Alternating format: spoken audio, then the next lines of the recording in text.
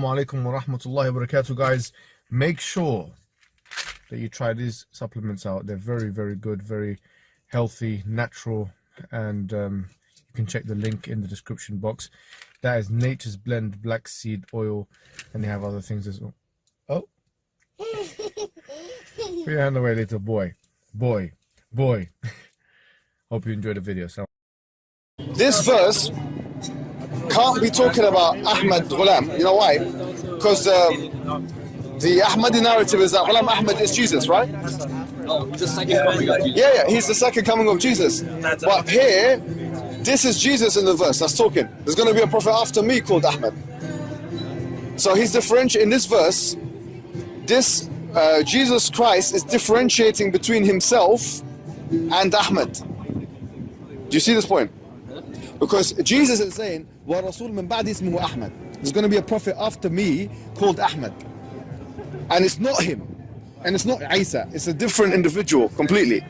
You see? But now I'm talking about the prophecy that the Hazrat Muhammad sallallahu alaihi wasallam said about the latter-day Messiah, right? So that's okay that Jesus said that about him, but then the Prophet Muhammad also prophesied in the Quran that the latter-day Messiah will come. Right? So Allah, but at the same time, our belief is the same, right? That we both believe a Messiah will come. Yeah, okay. Right? Yeah, okay. We both believe that, right? It's just a person that is. We believe it's Ghulam Ahmad. You guys believe it's Isa. No, but why right? do you believe it's Ghulam Ahmad? If you don't mind me asking. Because Isa's dead, right? It can't be Isa again, right? Because in the Quran it says all the messengers before the Holy Prophet have died. With respect, though, with all due respect, even if we took your interpretation of that seriously, and that Jesus is dead, yeah, let's take your interpretation seriously. Even if Jesus is dead, it doesn't mean that the person that has to be the next Messiah is going to be Ghulam Ahmad.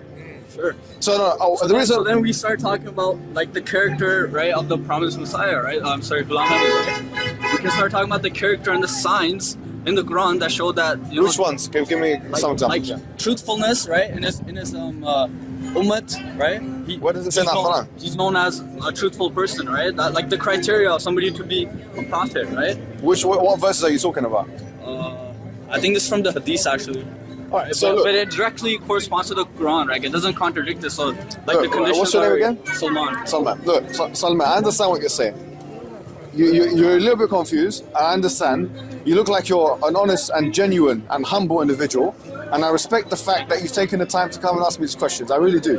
But I'm going to give you 2 or 3 evidences that I think are qat'i evidences, which means that they don't actually allow anyone to have any other interpretation of the situation of the Ahmadis. And I want you to really take these evidences. Yeah. You know Razi? No. Razi Guzrat. Like the Ahmadi Answers? I think I remember this. Yeah, so he's my friend, right? Yeah. And he's been trying to get in contact with you guys, trying to hold debate or something. Look, we can do this on. I'm here. Yeah. Okay, I'm here for a couple of days. If this brother wants to come and see me, by all means, come to the conferences. Look, I block him on WhatsApp.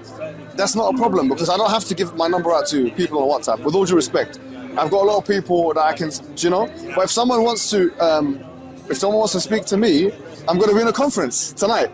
So he can come to the conference. He's welcome to the conference, okay? And if he wants to have a discussion with me after the conference, consider this a public. And you're gonna go tell him, right? Sure. Yeah, no problem. Consider. I don't want to waste time with anyone, right? We consider this a public invitation. Because he's an actual scholar, right? I'm not really a scholar. I'm just some guy. I'm saying consider it a public invitation, okay? A public invitation for your friend that you're considering a scholar. Yeah, he's a scholar in Ahmadis. So, I'm at the same level of knowledge. Fine. Obviously, I can't beat you. It's not about beating you, bro. It's about finding the truth, isn't it? Okay, look. Even if I wanted to prove you wrong, I couldn't, right? Yeah, no. Even if I don't. It's not that. If you had the truth and I didn't, I would not be able to prove you wrong. If I tried to prove to you that 2 + 2 = 5, however clever I am, it's not going to work because no one's going to believe it. This is more complicated. It's not just 2 + 2. It adds to Well, I think this is less complicated because you have a prophet saying "La nabiyya ba'di." There's no prophet after me. You have in the Quran it says "Khatim al-Nabiyyin," that he's the final prophet, not just. Seal of the prophets. No, it's 2 qira'ahs. There's one qira'ah Khatam. It says Khatim, right? There's 2. Seal of the prophets. There's 2. Khatam is seal, and Khatim is final. Yeah, but it says seal. Right? Bro, do you know what the qira'at? Khatam, right? There's 2 qira'at. You can recite it as Khatam and Khatim. Khatam means the seal of the prophets. Khatim means the final prophet. Khatim means it's the final one. Unless someone wants to say, I don't believe in that Quran. In that case, I'll say, if that person says, I don't believe in Quran, I say, you're not Muslim. Sorry to say. Because the Quran says, أَفَتُؤْمِنُونَ بِبَعْضِ الْكِتَابِ وَتَكْفُرُونَ بِبَعْض. You believe in parts of the book and disbelieve in parts of the book. So you believe in it when it's in line with with what your scholars say, and you disbelieve in it when it's not in line with it. And that's what the Quran says. اتَّخَذُوا أَحْبَارَهُم وَرُهْبَانَهُم أَرْبَابًا مِّن دُونِ اللَّهِ وَالْمَسِيحَ ابْنَ مَرْيَمَ. SubhanAllah. It says that they've taken their rabbis and their priests as gods besides Allah and Isa ibn Maryam. So for us not to fall into that category of people, and then Adi ibn Hatim, who was an ex-Christian, he said, we didn't used to take our rabbis and monks as gods besides God. Then the Prophet said to him, did they not make halal what Allah made haram, and make haram what Allah made halal? And he said, yeah. So the point is that we've got to be clear. We speak it to Christians. We say, look, for example, Trinity is not mentioned in your Bible, co-equal, co-eternal persons of the Trinity. You know, this was the development that came 300 years after. We say, show us something concrete within your own unpreserved text. We're saying we're even better than, look, we have the same preserved text. Look, Akhi, me and you have preserved text. They don't have preserved text.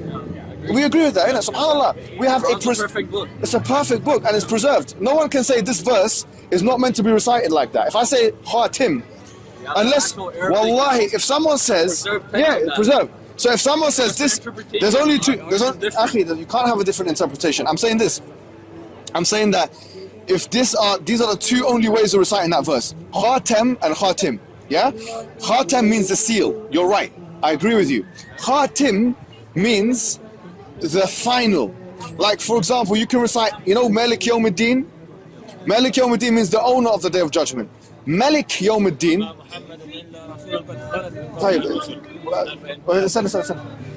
Yeah, I understand, but this is something else. Let's just stick with one thing at a time, akhi. This is it. Malik Yawmuddin means owner of the Day of Judgment. Malik Yawmuddin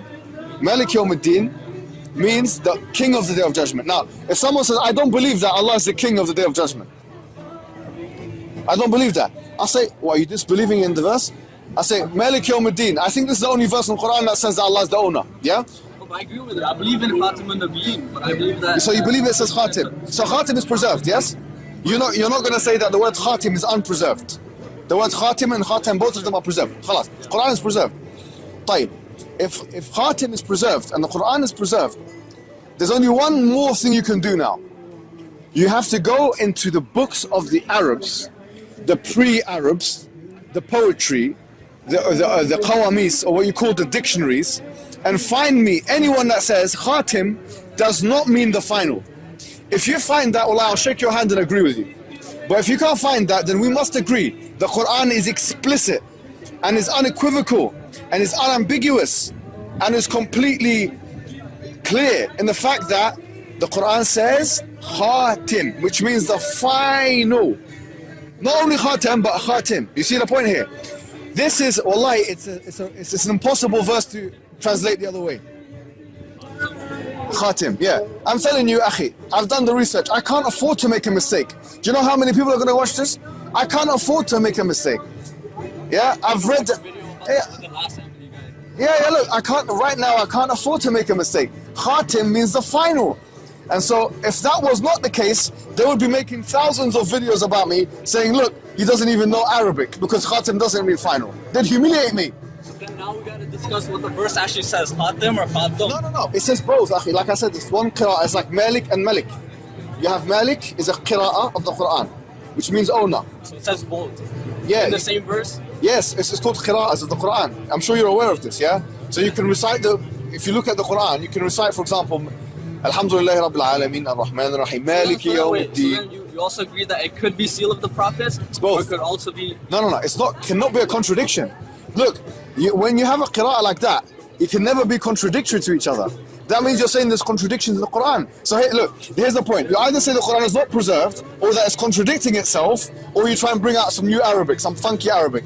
But in either three cases, the situation is one. Situation is the Quran says it's the final prophet, and there's no way of bypassing that unless someone does some kind of kufr. Do you see what I'm trying to say? You have to say that the Quran is contradicting itself, you have to say it's unpreserved, or you say the Arabic, I've got it completely wrong, and you give me some evidences from the first 300 years or pre-Islam. Show me that, get Antar ibn Shaddad or the Mu'allaqat of the Arabs, and tell me that, you know, give me some evidence that Khatim doesn't mean. Yeah, we do have to go back. You have to go. Yeah, let him finish. Is anything you want to say to that? Yeah. Do you see, does that make sense, bro? Is that fair? It makes sense, but we have we have some like Arabic dictionary, right? Yes. That says Khatam means seal of the Prophet. Yeah, Khatem, but Khatim doesn't. Yeah, but we only seen Khatam, right? No, we've got two. We've got two. We only believe in the seal of the prophets. Like that's the verse. The translation of the verse is seal of the prophets. It's not the last prophet. Look. Right? Even La ilaha illallah Muhammad Rasulullah. Like I recite that, right? So I'm a Muslim, right? Regardless. Are you a Muslim that believes in the preservation of the Quran? Yes. All right. So when I say, if I'm reciting the Quran now and I'm in the prayer, and I say Malik Yawmiddin, are you going to correct me? Malik Yawmiddin? No, not Malik. Malik. Malik means king. But it's you know, there's 10 qira'at, 10 ways you can recite the Quran.